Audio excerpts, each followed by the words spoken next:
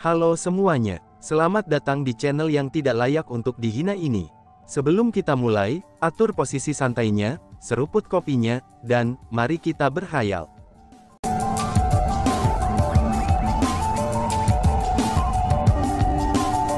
Melanjutkan cerita sebelumnya, Saudara Han Yu, tolong yakinlah.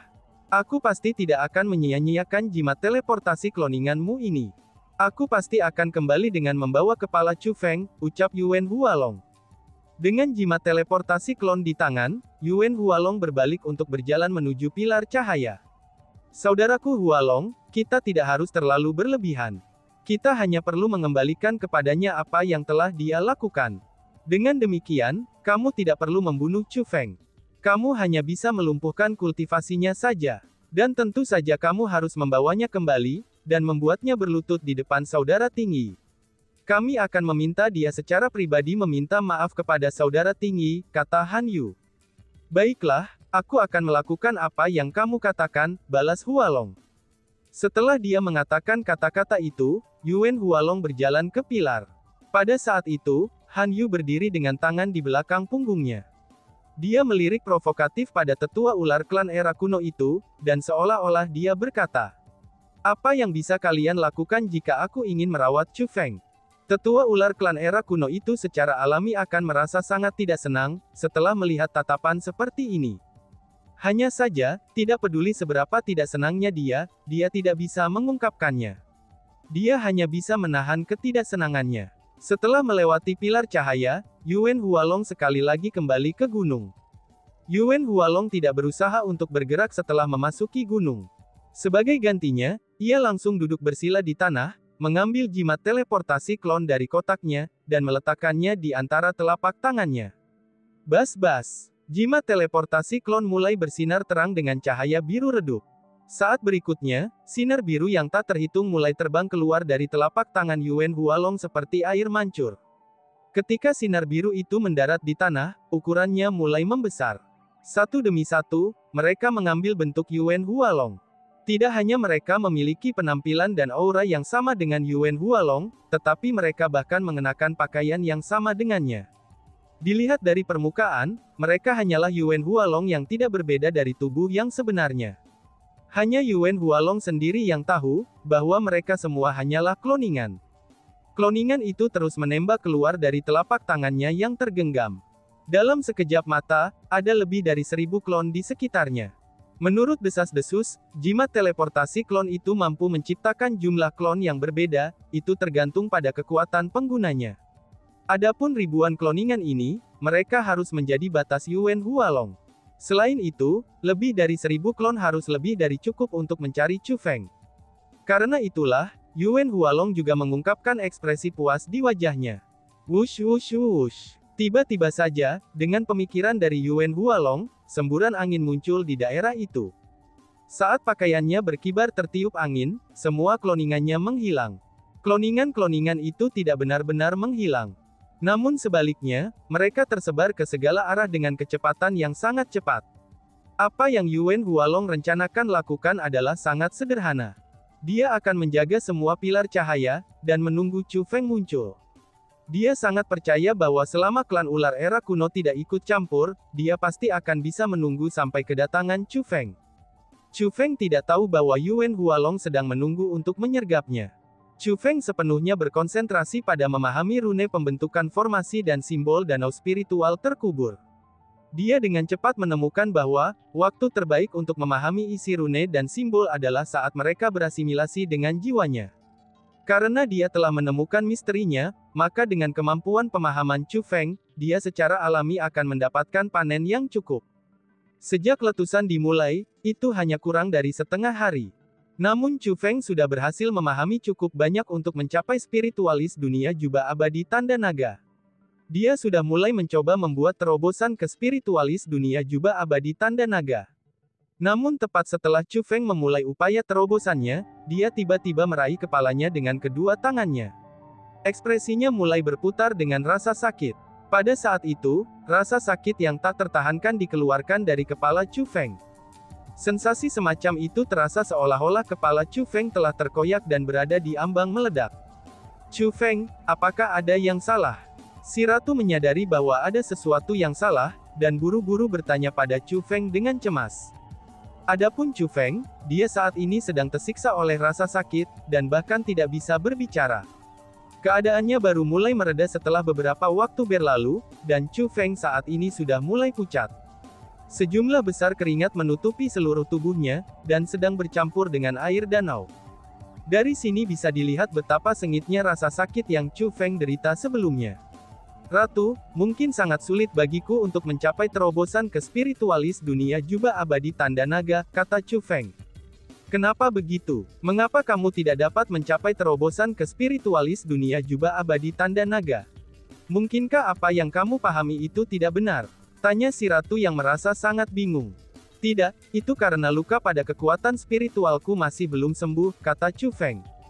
Luka, apakah kamu berbicara tentang luka yang kamu terima di alam biasa 100 perbaikan, saat membantu Golden Crown True Immortal mengambil slip bambu penganugerahan dewa? Si ratu bertanya. Benar, ini akibat cedera sejak saat itu, kata Chu Feng. Sialan, Golden Crown terkutuk. Kenapa dia bersikeras membuatmu mengambil slip bambu yang dianugerahkan dewa itu? Itu membuat kamu terluka, sehingga kamu tidak bisa sembuh sepenuhnya. Apa yang harus kita lakukan sekarang? Haruskah kamu terus tinggal di World Spiritis World Snake Mark Immortal Cloak? Pada saat itu, Ratu benar-benar bertanya dengan khawatir. Kamu tidak bisa menyalahkannya. Aku melakukannya secara sukarela, kata Chu Feng sambil tersenyum paksa. Chu Feng, kamu tidak perlu khawatir tentang itu. Karena bagaimanapun, kamu sangat berbakat. Cederamu ini mungkin tidak sepenuhnya tidak dapat disembuhkan juga. Meskipun kamu belum sepenuhnya pulih dari luka itu sekarang, bukankah kamu masih berhasil membuat kemajuan dalam teknik spiritualmu? Kamu pasti akan menjadi lebih baik, dan suatu hari nanti akan pulih sepenuhnya. Jadi tidak perlu bagimu untuk tidak sabar, ucap si ratu. Tampaknya si ratu takut kalau Chu Feng akan merasa terbebani. Meskipun dia sangat khawatir, tapi si ratu memutuskan untuk mengalihkan topik, dan mulai menghibur Chu Feng. Aku tidak bisa menunggu. Aku tidak bisa tetap tertahan.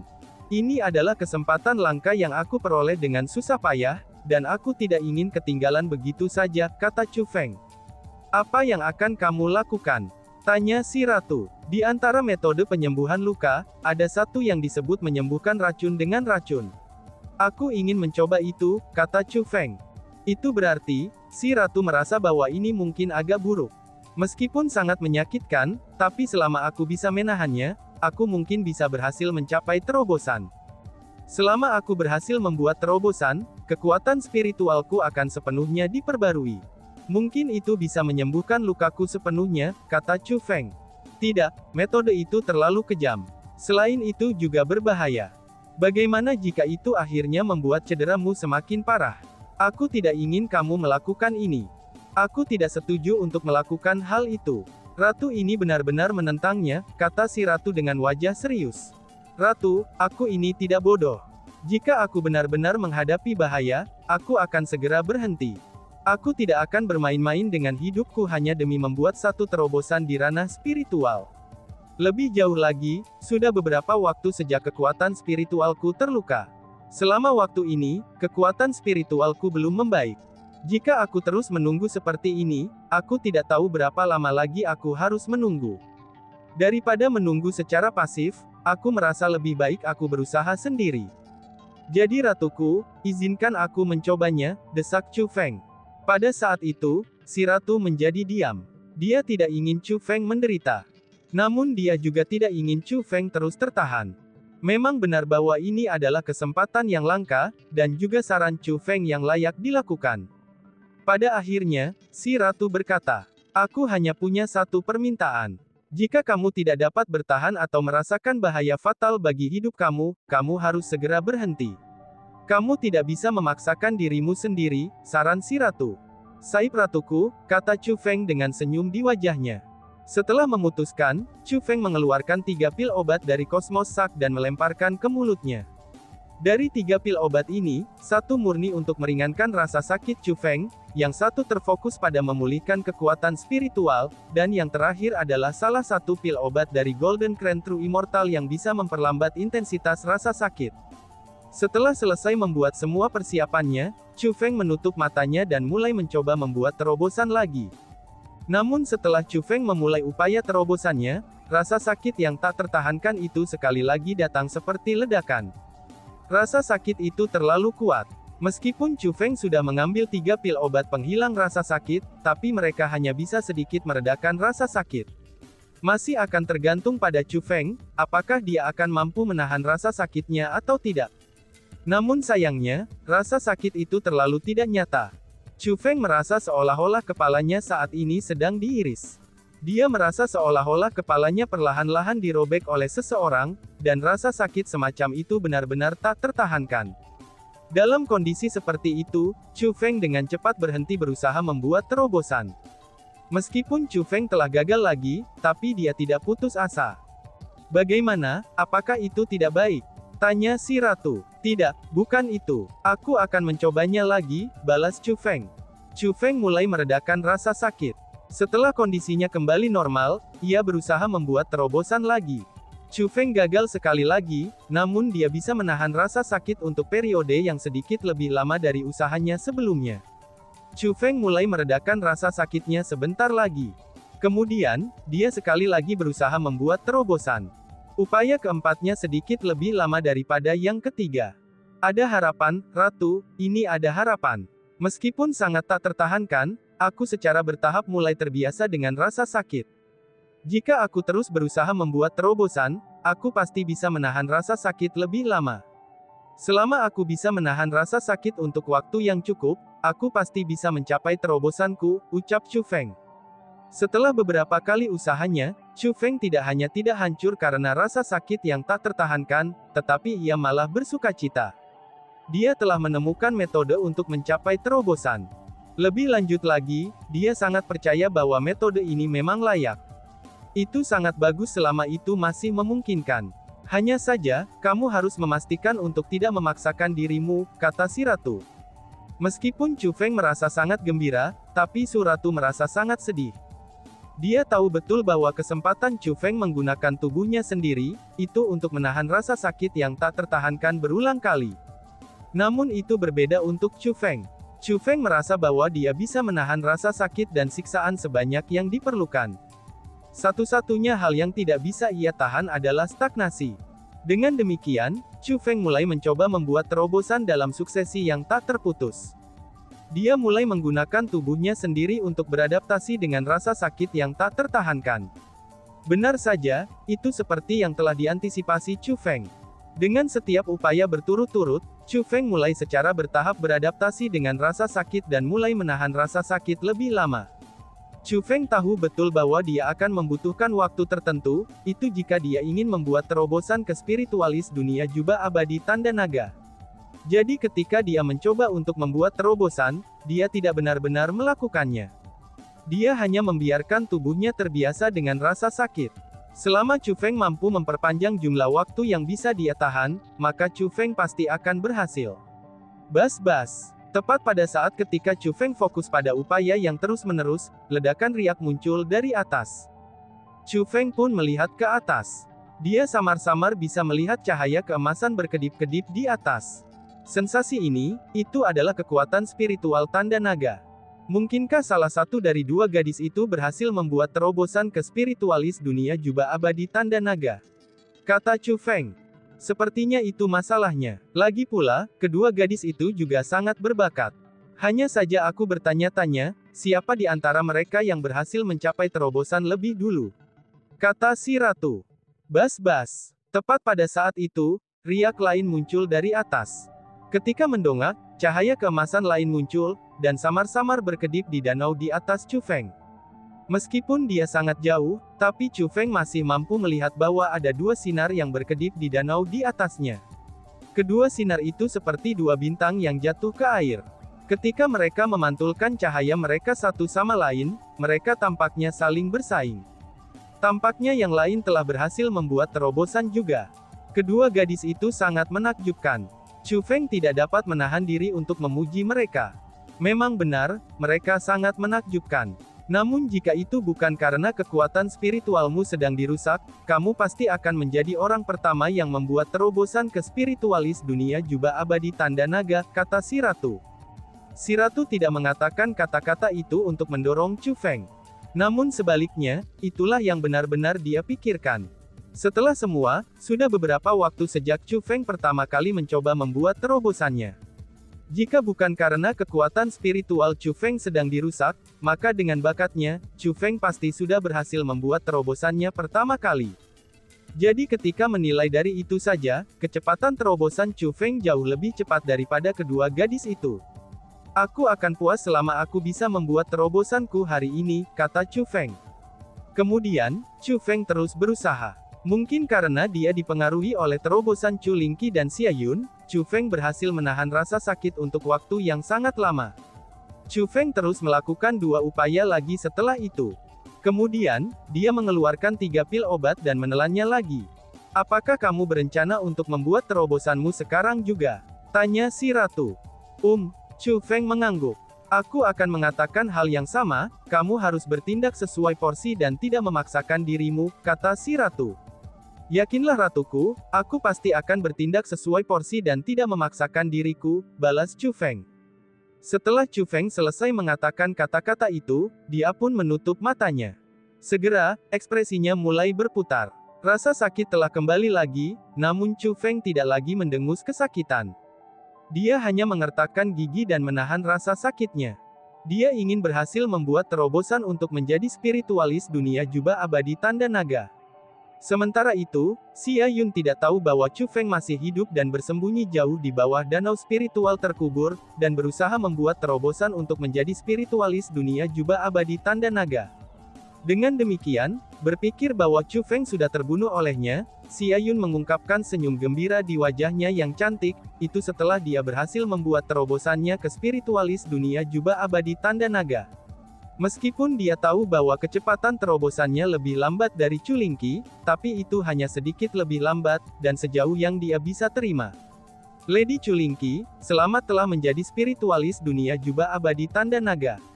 Xia Yun mengungkapkan senyum yang sangat menawan kepada Chu Lingqi. Karena bagaimanapun juga, dia merasakan sukacita dari lubuk hatinya pada saat itu. Kemungkinan besar ucapan selamatnya juga tulus. Jadi dibandingkan dengan senyumnya yang biasa, senyum ini tampak sangat indah. Selamat untukmu juga. Chu Lingqi membalas ucapan selamat dengan senyum di wajahnya. Senyumnya sangat manis dan bersih, dan itu juga sangat menawan. Harus dikatakan bahwa 2 wanita cantik yang masing-masing memiliki kekuatan mereka dan berkumpul di tempat ini, itu adalah pemandangan yang langka dan indah. Sebenarnya, ini juga pertama kalinya aku melihat seseorang mencapai terobosan bagi spiritualis dunia jubah abadi tanda naga. Aku tidak pernah membayangkan bahwa seseorang benar-benar akan memunculkan tanda abnormal, kata Xia Yun. Aku tidak berpikir itu bisa dianggap sebagai tanda yang tidak normal. Itu hanyalah reaksi spesial, yang terjadi ketika seseorang pertama kali menyentuh kekuatan spiritual tanda naga. Selain itu, aku harus mengakui bahwa reaksi semacam ini agak menyilaukan, kata Chu Lingqi. Ini sangat indah, kata Xia Yun. Meskipun cahaya keemasan yang ditimbulkan olehnya dan Chu Lingqi setelah membuat terobosan telah menghilang, tapi Xia Yun masih tenggelam dalam kegembiraan karena berhasil membuat terobosan, dan mengingat kembali apa yang telah terjadi sebelumnya. Bas-bas. Tepat pada saat kedua gadis itu mengobrol satu sama lain, riak tiba-tiba muncul dari bawah. Melihat ke bawah, cahaya keemasan samar muncul dari kedalaman danau spiritual terkubur. Apa itu? Melihat cahaya itu, Xia Yun mengungkapkan ekspresi terkejut. Tampaknya Chu Feng juga berhasil membuat terobosannya, kata Chu Lingqi. Apa katamu, Chu Feng, dia tidak mati? Seru Xia Yun. Ekspresi Xia Yun berubah sangat besar setelah mendengar kata-kata itu. Chu Lingqi tersenyum ringan pada pertanyaan Xia Yun, dan dia tidak menjawabnya. Namun, senyumnya adalah jawaban terbaik untuk pertanyaannya. Bajingan itu benar-benar berpura-pura mati. Wajah cantik Xia Yun berubah ganas dan menyeramkan sekali lagi. Dia membalik telapak tangannya, dan 2 pedang perak panjangnya muncul di tangannya lagi. Pada saat yang sama, api cian mulai menelan tubuhnya. Auranya meningkat dari peringkat 4 True Immortal ke peringkat 5 True Immortal. Bang! Tiba-tiba saja, suara keras terdengar. Dengan 2 pedang di tangannya, Xia Yun menghasilkan gelombang yang meluap-luap saat dia terjun langsung ke kedalaman danau spiritual terkubur. Dan tiba-tiba saja bersambung. Sekian dan terima kasih banyak. Bye-bye.